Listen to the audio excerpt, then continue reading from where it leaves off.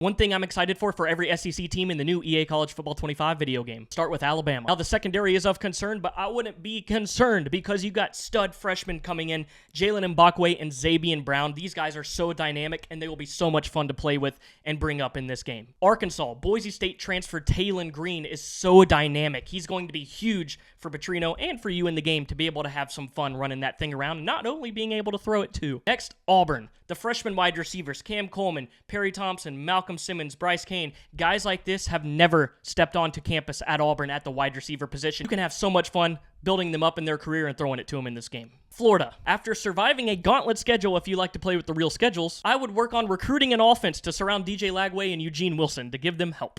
Georgia. Now, I'm not going to play with Georgia. You're probably not going to play with Georgia, and they might be banned from online dynasties, but there are Georgia fans out there, and they have the right to play with their team. My answer for Georgia is basically the team of Georgia. They're one of only 2 schools in the country to place inside the top 10 in each one of PFF's position unit ranking. To mention that, the freshmen you have coming in, you have 2 of Georgia's top 10 recruits of all time, one being the highest rated defensive player they've ever had, and one being the highest linebacker in the Kirby Smart era. Next, Kentucky. No, I'm not going with Brock Vandegrift. I'm going with the speedy weapons that he has. With Berrien Brown and Dane Key, you're going to be able to run around with them, and it's going to be awesome. Next, LSU. Offensive line. Yeah, you're like, offensive line? I know it's a video game, but still. I believe is the best player in college football, and Will Campbell on the offensive line, along with Emory Jones Jr. Also have both starting guards returning. In real life, I expect a Joe Moore Award from this LSU offensive line, and in the game, I expect you to have as much time as you want with Nuss. Next, Mississippi State. There is just so much news surrounding this team, it's almost impossible to pick something. They are 122nd in returning production. But I gotta go with Blake Shapen, the quarterback from Baylor. He started 23 games at Baylor and had 5,574 passing yards with 36 touchdowns. He's got quick release and a pretty good arm, and he was the 2021 Big 12 Championship Game MVP. Next, Missouri.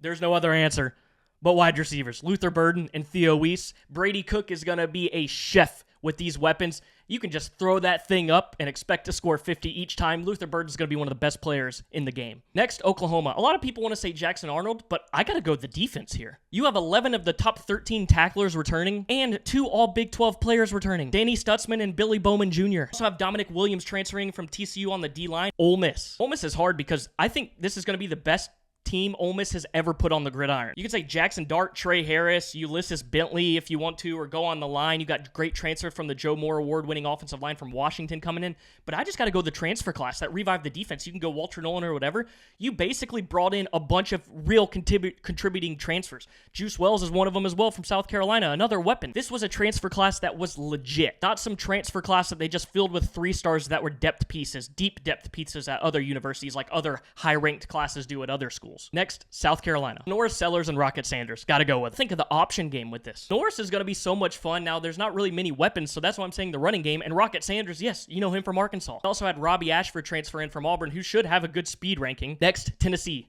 Nico. No. That's what everyone wants to say, but no.